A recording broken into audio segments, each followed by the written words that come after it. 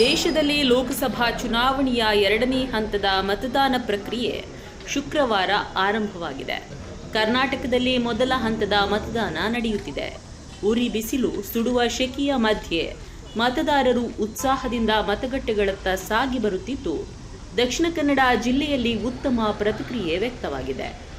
ದಕ್ಷಿಣ ಕನ್ನಡ ಜಿಲ್ಲಾ ಕಾಂಗ್ರೆಸ್ ಅಭ್ಯರ್ಥಿ ಪದ್ಮರಾಜ್ ಆರ್ ಪೂಜಾರಿ ಅವರು ಮಂಗಳೂರು ನಗರದ ಕಪಿತಾನಿಯೋ 179ನೇ ಮತಗಟ್ಟೆಗೆ ಕುಟುಂಬ ಸಮೇತ ಆಗಮಿಸಿ ಸರತಿ ಸಾಲಲ್ಲಿ ನಿಂತು ತಮ್ಮ ಹಕ್ಕು ಚಲಾಯಿಸಿದರು.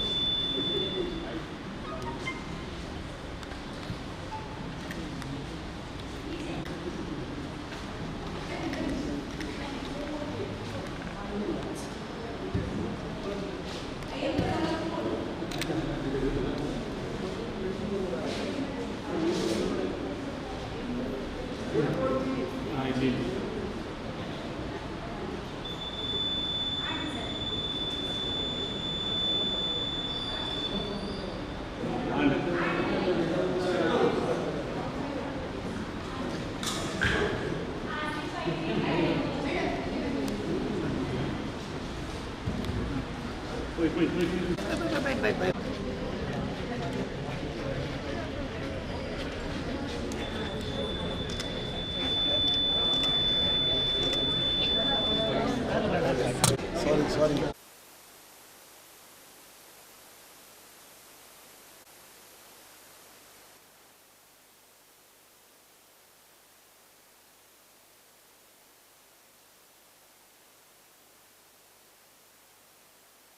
ಚುನಾವಣೆ ಅನ್ನೋದು ಪ್ರಜಾಪ್ರಭುತ್ವದ ಹಬ್ಬ ಅಂತ ಹೇಳ್ತಿದ್ದೇವೆ.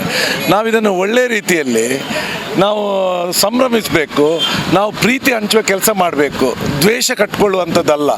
ಇವತ್ತು ಚುನಾವಣೆಯಲ್ಲಿ ಸೋಲಿನ ಭೀತಿಗೆ ಒಳಗಾಗಿದ್ದಾರೆ.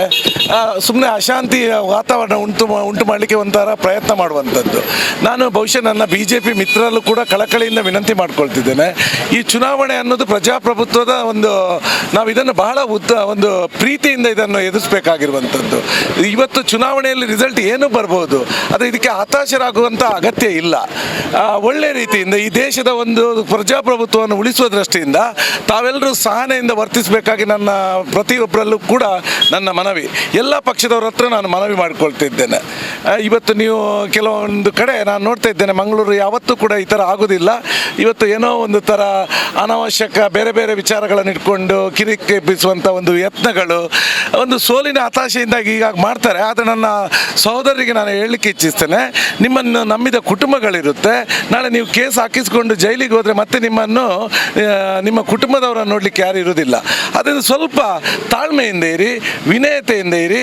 ನಿಮಗೇನು ನಿಮ್ಮ ಕೆಲಸ ಇದೆ ಅದನ್ನು ಶಿಸ್ತುಬದ್ಧವಾಗಿ ಮಾಡಿಕೊಂಡು ಈ ಚುನಾವಣೆಯನ್ನು ಪ್ರೀತಿ ಹಂಚುವ ಮೂಲಕ ನೀವು ಎದುರಿಸಬೇಕು ಅಂತೇಳಿ ತಮ್ಮಲ್ಲಿ ಕೈ ಮುಗಿದು ಎಲ್ಲರಲ್ಲೂ ವಿನಂತಿ ಮಾಡ್ಕೊಳ್ತಾ ಇದ್ದೇನೆ.